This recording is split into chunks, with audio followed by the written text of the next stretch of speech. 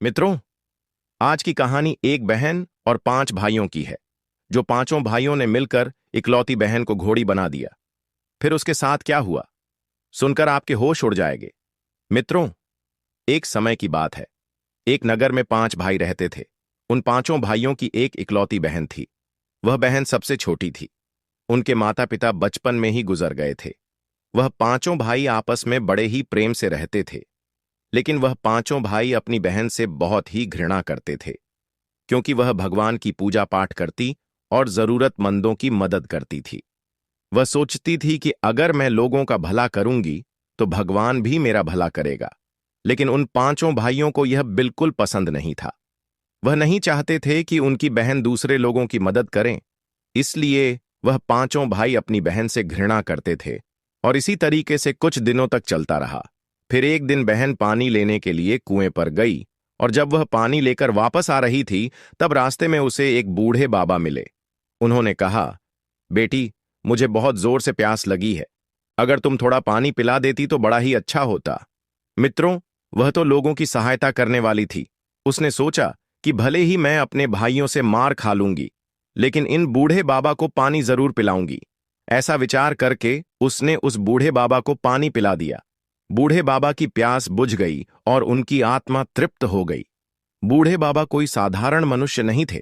उनको अनेक प्रकार की सिद्धियां प्राप्त थीं, लेकिन यह बात उस बहन को पता नहीं थी। बूढ़े बाबा ने कहा, बेटी, शायद तुम्हारी मटके का पानी कम हो गया है। अब तुम इसे कैसे ले जाओगी? तो उसने कहा कि बाबा, मैं फिर से भर लूंगी, कोई बात नहीं है। फिर बाबा ने कहा कि नहीं बेटी, तुम अब इतना ही पानी ले जाओ। लेकिन हां, एक बात है कि तुम्हारा समय जो मैंने व्यर्थ में बर्बाद कर दिया, मुझे सब कुछ पता है कि तुम लेट हो गई हो। तुम जल्दी से अगर घर पर नहीं पहुंची तो तुम्हारे जाने से पहले तुम्हारे सभी भाई पहुंच जाएंगे और तुम्हें मार खानी पड़ेगी। बेटी, मेरे पास तुम्हारे लिए एक चीज है। लो, ये जो चरण पादुका है, इसे तुम पहन लो, और इसे पहनकर जो चाहे तुम उस काम को बहुत ही जल्दी से कर सकती हो। अब वह लड़की चरण पादुका लेकर जैसे ही पहनती है तो उसे ऐसा लगता है कि जैसे वह उड़ती हुई बहुत जल्दी अपने घर को चली आई। जब वह घर पर चली आई तो उसके भाई नहीं आए थे, और वह बहुत खुश हो जाती है कि लाख लाख शुक्रिया है उस बुढ़े बाबा का, जो उन्होंने चरण पादुका देकर उसकी मार बचा ली। फिर वह उन चरण पादुकाओं को एक तरफ रख देती है। फिर उसके सब भाई आते हैं। जब वह शाम को खाना बनाती है तो उसके भाई कहते हैं कि तू दिन भर घर पर ही रहती है, फिर भी ढंग से खाना नहीं बना सकती। मित्रों, वह कितना ही अच्छा खाना क्यों ना बनाती, लेकिन उसके भाई उसके खाने की कभी भी बढ़ाई नहीं करते थे। हर वक्त यही कहते थे कि अरे कैसा खाना बनाती हो, ऐसा खाना तो जानवर भी नहीं खाते हैं। बेचारी अगर 2-4 शब्द बोल भी देती तो बड़ा भाई उसे मारने लगता था। इस वजह से वह कभी डर के मारे भाइयों से जुबान नहीं लड़ा सकी, कभी उनके सामने बोल नहीं सकी। बेचारी हमेशा डरी रहती थी, सोचती रहती थी कि पता नहीं मैंने क्या बिगाड़ा है, पता नहीं मैंने ऐसा कौन सा काम किया है जिसकी वजह से मेरे सब भाई मुझसे इतनी घृणा करते हैं। मित्रों, क्योंकि उसे पता ही नहीं था कि आखिर ऐसी कौन सी वजह थी। फिर अगले दिन भाई अपने काम पर जाने लगते हैं और उसे नाश्ता तैयार करना था। लेकिन जब वह सुबह उठकर देखती है तो उसे कोई सामान ही नहीं मिलता है। उसे कुछ समझ नहीं आता कि आखिर करूं तो क्या करूं। जब सुबह उसके भाई नाश्ते पर बैठते हैं तो उन्हें नाश्ता नहीं मिलता है। वह बेचारी कहती है कि जब घर में कुछ है ही नहीं तो मैं नाश्ता कहां से तैयार करूं। बस इसी बात पर तुरंत पांचों के पांचों भाई उस पर गर्ज पड़ते हैं और कहते हैं, अरे तुम खा जाती हो, घर में बैठी बैठी सब कुछ खा जाती हो। हम लोग इतना लाते हैं, वह सब कहां जाता है? यह कहकर पांचों भाई चले जाते हैं। फिर शाम को उस बेचारी को बड़ी ही चिंता रहती है कि शाम को क्या होगा, भाई सामान लाएंगे कि नहीं लाएंगे। लेकिन दिन के समय में जब वह बेटी उस बूढ़े बाबा के बारे में सोच रही थी, तभी उस लड़की को नींद लग जाती है। और जैसे ही उसे नींद लगती है तो उसे स्वप्न में बस वही बूढ़े बाबा नजर आते हैं। और बूढ़े बाबा कहते हैं कि बेटी, तुम्हें किस चीज की चिंता है, तुम्हें क्या परेशानी है? जो तुम्हें चरण पादुका दी गई है वह मेरी तरफ से नहीं, बल्कि भगवान की तरफ से तुम्हारी सहायता करने के लिए दी गई है। उनसे तुम जो भी कहोगी वह काम सब कुछ आसानी से हो जाएगा। फिर वह सपन में देखती है कि कोई उसे बहुत जोर जोर से मार रहा है। उसे समझ में नहीं आता है कि यह सपना है या हकीकत है, और वह सपने में चिल्लाई जा रही है। लेकिन जब उसे पता चलता है कि उसका बड़ा भाई उसे मार रहा था, तो अचानक उसकी नींद खुल जाती है। लेकिन वह तो सपना था। लेकिन बूढ़े बाबा ने जो बात कही थी, उसे वह एक बार प्रयोग करना चाहती थी। शाम का समय होने वाला था और उसके भाई अभी घर पर नहीं आए थे। वह शाम के समय उन चरण पादुका से कहती है कि क्या आप मेरी ख्वाहिशों को पूरा कर सकते हो, हमारे लिए भोजन तैयार करवा सकते हो। तब चरण पादुका में आवाज आती है कि बहन, हमें तो बस आपकी सेवा करने के लिए ही भेजा गया है। आप जो भी कहेगी वह सारा काम हो जाएगा। बस आप इन चरण पादुका को पहनकर जो कहेगी वह सब काम हो जाएगा। अब वह उन चरण पादुका को पहनकर खाना बनाने लगती है, तो उसके बर्तनों में सब कुछ ऑटोमेटिक आ जाता है और खाना बनकर तैयार हो जाता है। फिर शाम के समय उसके भाई कुछ सामान लेकर आते हैं। लेकिन बहन ने कहा, अरे भाई, आप लोगों को अब घबराने की कोई जरूरत नहीं है। मैंने आज बहुत ही शानदार खाना बनाया है, आप एक बार खाकर तो देखिए। पांचों भाई जब उस दिन भोजन करने के लिए बैठते हैं और जब भोजन करते हैं तो वाकई उस दिन उंगलियां चाटते ही रह जाते हैं और उन्हें मजा आ जाता है।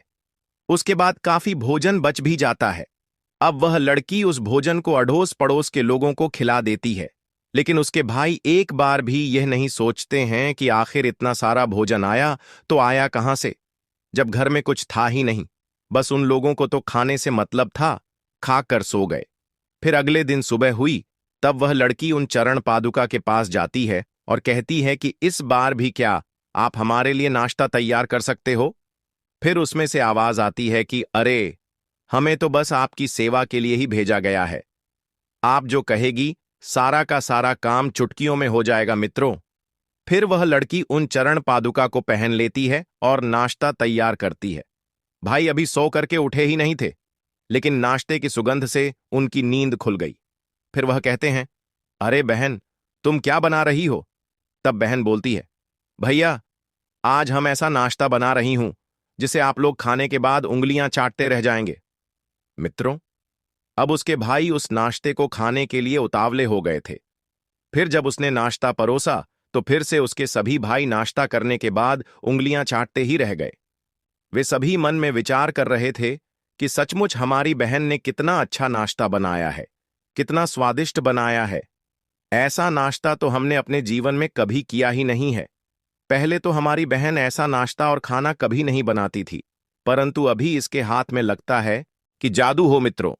फिर पांचों के पांचों भाई अपनी बहन से कहने लगे, हे बहन, आज तक तो तुमने कभी ऐसा भोजन नहीं बनाया है, लेकिन ऐसा क्या हुआ है जो तुम इतना स्वादिष्ट भोजन बना रही हो। ऐसी क्या बात है बहन। कहती है, नहीं भैया, बस ऐसे ही जो कुछ था रूखा सूखा मैंने बना दिया। उसके बाद अगर भोजन बच जाता तो वह अड़ोस पड़ोस में बांट दिया करती थी। इस प्रकार से उनके दिन गुजरने लगे थे और वह लड़की बहुत खुश रहने लगी थी, क्योंकि जब भाई चले जाते थे तो उसके बाद वह भगवान की आराधना में लग जाती थी। फिर एक दिन वह सोचती है कि मेरे पिताजी अगर जीवित रहते तो वह मेरे इस काम को देखकर कितना खुश होते, क्योंकि वह भी मेरे जैसे ही थे और मैं उन्हीं का खून हूं। वह भी तो यही चाहते थे कि लोगों की सेवा करना, लोगों की सहायता करना, लोगों को दान पुण्य करना, और आज उनकी यह बेटी हर ख्वाहिशों को पूरा कर रही है। काश मेरे पिताजी जीवित होते तो ये सब चीजें देख पाते। लेकिन बड़े ही अफसोस की बात है कि वह अब इस दुनिया में नहीं रहे। फिर जब कुछ दिन बीत जाते हैं तो पांचों भाइयों में जो सबसे छोटा भाई था वह बड़ा ही खुरापाती करता था। उसके दिमाग में विचार आता है कि आखिर आज तक मेरी बहन ने कभी भी इतना स्वादिष्ट भोजन नहीं बनाया। आखिर यह कुछ दिनों से स्वादिष्ट भोजन बना रही है तो कैसे बना रही है, कहीं कुछ गलत काम तो नहीं करती है जिसकी वजह से इसके पास पैसे आ जाते हैं। हम तो बहुत दिनों से घर में कुछ सामान भी नहीं लेकर आए हैं, फिर भी यह भोजन बनाती है कैसे। मेरी बहन अवश्य कुछ गलत काम करती है। अगर कुछ पता चल गया तो मैं इसे मारकर फेंक दूंगा मित्रों। फिर वह भाई उस दिन काम पर नहीं जाता है और घर में चुपके से छुपकर बैठ जाता है और इंतजार करने लगता है कि मेरी बहन अब घर से बाहर जाएगी। लेकिन उसकी बहन तो घर से बाहर निकलती ही नहीं है। फिर जब थोड़ा सा घर के अंदर किचन में जाकर देखता है तो वहां पर वह खाना तैयार कर रही थी। वहां पर बर्तन तो धुल करके रखे हुए थे, लेकिन वह सोचता है कि खाने के लिए घर पर कुछ नहीं है। सब डिब्बे खाली पड़े हैं, फिर भोजन कैसे बनाएगी? फिर वह देखता है कि उसकी बहन चरण पादुका के पास जाती है और भोजन बनाने के लिए कहती है, और फिर चरण पादुका को पहन लेती है और भोजन बनाने के लिए बैठती है। कुछ ही समय में सारा भोजन तैयार हो जाता है। बस वह समझ जाता है कि सारा का सारा राज इन चरण पादुका के अंदर है। यह काम जो करती है यह खुद नहीं करती है, यह तो बस इन चरण पादुका का कमाल है किसी तरीके से। यह चरण पादुका अगर हम लोगों के हाथ लग जाए तो बस इसका तो खेल खत्म कर देंगे। फिर हम लोग जो चाहेंगे वही करेंगे। फिर वह भागकर अपने भाइयों के पास जाता है और कहता है कि मेरे प्यारे भाइयों, हमारी बहन के पास ऐसी जादुई चरण पादुका है जिसे पहनकर जो चाहे वह काम कर सकते हैं। बस अगर वह चरण पादुका हम लोगों को मिल जाए तो सब कुछ अपना हो जाएगा। अब तो सभी भाई बड़े परेशान हो गए कि आखिर वह चरण पादुका हमें कैसे मिलेगा। फिर वह पांचों भाई घर पर आते हैं और अपनी बहन को डांटना शुरू कर देते हैं और कहते हैं कि तुम्हारे पास कौन सी चरण पादुका है, तुम मुझे ला करके दे दो। फिर वह बहन उन भाइयों के डर से वह चरण पादुका को खोजने के लिए जाती है, तो वह चरण पादुका वहां पर नहीं मिलती है। पांचों भाई घर में चरण पादुका खोजने लगते हैं, लेकिन उनको चरण पादुका नहीं मिलती है। तब उसकी बहन कहती है कि भैया, मैंने यहीं पर रखी थी। लेकिन पांचों के पांचों भाई उसकी बात को कहाँ मानने वाले थे। वह कहने लगे कि तुम झूठ बोल रही हो। फिर पांचों भाई बड़े ही चिंतित हो जाते हैं और किसी तरीके से उनके दिमाग में ख्याल आने लगता है कि हमें चरण पादुका चाहिए। फिर वह एक मौलाना के पास जाते हैं और उस मौलाना से पूछते हैं कि आखिर हमारी बहन के पास एक जादुई चरण पादुका थी, वह कहाँ है? वह मौलाना बड़ा जादूगर था। उस मौलाना ने कहा, हाँ भाइयों, उसके पास एक जादुई चरण पादुका है जो उसे एक बूढ़े बाबा ने दिया था, और अगर वह चरण पादुका तुम लोगों को मिल जाए तो तुम रातों रात करोड़पति बन जाओगे।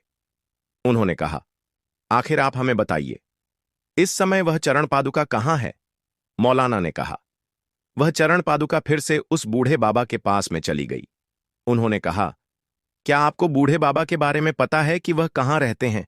मौलाना ने कहा, नहीं, इतना तो मैं नहीं जानता, लेकिन हाँ, इसके लिए तुम सबको अपनी बहन की खातिरदारी करनी पड़ेगी।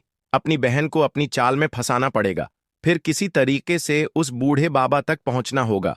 अगर तुम सब उस तक पहुंच गए तो फिर उससे चरण पादुका मांग लेना।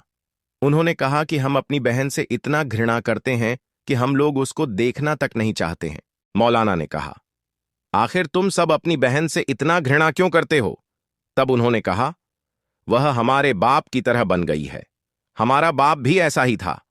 अपने पास भले ही खाने के लिए नहीं रहे, लेकिन लोगों को वह लुटा देता था, और लोगों को लुटाते लुटाते वह दुनिया को छोड़कर चला गया। और हमारी बहन भी ठीक वैसे ही निकली। वह पता नहीं किसके आगे नतमस्तक होती रहती है, भगवान की पूजा पाठ करती है और बना बनाया खाना अड़ोस पड़ोस में बांट देती है, लेकिन हम भगवान को नहीं मानते हैं। मौलाना ने कहा कि हां, जैसा भी हो, लेकिन तुम्हें अगर उन चरण पादुका को हासिल करना है तो अपनी बहन को मनाना ही पड़ेगा, अपनी बहन की बातों को मानना ही पड़ेगा। तब वह तुम्हें उस बूढ़े बाबा के पास ले जाएगी और तुम्हें चरण पादुका मिल जाएगी। फिर वह पांचों भाई अपने घर की ओर वहां से चल देते हैं। जब वह पांचों भाई अपने घर पर पहुंचते हैं तो अपनी बहन को बुलाते हैं और प्यार से कहते हैं, देखो बहन, आज तक हमने कभी भी तुम्हें प्रेम की नजरों से नहीं देखा, लेकिन आज हमारी आंखें खुल गईं। हमने हमेशा तुम्हारा अपमान किया है, लेकिन आज के बाद हम पांचों के पांचों भाई तुम्हारे अंग रक्षक बनेंगे। जब तुम पानी लेने जाओगी तो तुम्हारे साथ एक भाई जाएगा। तुम्हारी रक्षा करने के लिए बहन कहती है, भाई साहब, आज तक तो आप लोग ऐसे नहीं थे, लेकिन अचानक ही आप कैसे बदल गए? उन्होंने कहा, हम लोगों की जो गलती थी उसका आभास हमें हो गया है, लेकिन वे लोग जबरदस्ती अपने दिल पर पत्थर रखकर इन बातों को बोल रहे थे, क्योंकि बहन से अंदर ही अंदर वह बहुत ही घृणा कर रहे थे, नफरत करते थे। बहन को समझ नहीं आ रहा था कि मेरे भाई चाल चल रहे हैं, लेकिन जैसे भी हो, बहन बहुत ही भोली भाली थी। वह अपने भाइयों की बात मान जाती है और वह उस दिन से ही अपनी बहन की बहुत ही खातिरदारी करते हैं। वह जो भी कहती वे सभी वही काम करते थे। जब वह पानी लेने जाती तो छोटा वाला भाई उसके साथ जाता और उसके साथ आता, ताकि बहन उनकी बातों में आ जाए। फिर एक दिन बहन कहती है, भैया, जब इतना आप लोग मान ही गए हैं और मेरी हर बात को मानते हैं, तो इस खुशी में मैं एक काम करना चाहती हूं। भाइयों ने कहा, बोलो बहन, कौन सा काम करना चाहती हो? वह कहती है कि हे भाइयों, पूरे गांव वालों को तथा आसपास के जितने भी साधु संत हैं, मैं उन लोगों को एक बार भोजन कराना चाहती हूं। भाइयों ने कहा, भोजन तो करा सकती हो, अच्छी बात है, लेकिन इतना सारा अनाज और इतने सारे बर्तन कहां से आएंगे? उसने कहा, भैया, आप इसकी चिंता मत करो, बस आप हां कर दीजिए, बाकी व्यवस्था हो जाएगी। पांचों भाई समझ जाते हैं कि अब वह चरण पादुका को लेने के लिए उस बूढ़े बाबा के पास जाएगी। फिर वही हुआ।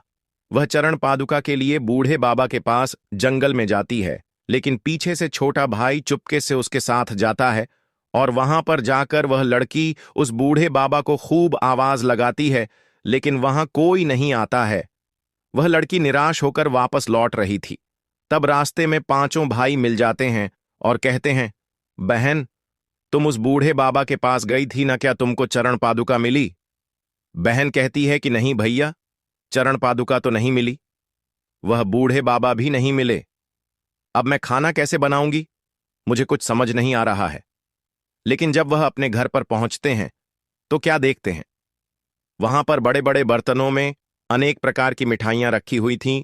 इतना सारा भोजन देखकर वह खुश हो जाती है और भगवान को धन्यवाद देती है। फिर वह पूरे गांव वालों को और आसपास के साधु संतों को प्रसाद देती है। फिर अगले ही दिन बड़ा भाई अपनी बहन को बुरी तरह से पीटने लगता है और कहता है कि तुम मुझे चरण पादुका लाकर के दो, वरना मैं तुम्हें जान से मार दूंगा।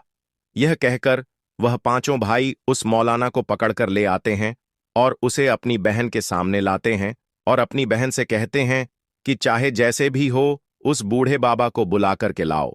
वह कहती है कि वह तो जंगल में मिलेंगे। फिर पांचों भाई अपनी बहन और उस मौलाना को वहां पर ले जाते हैं।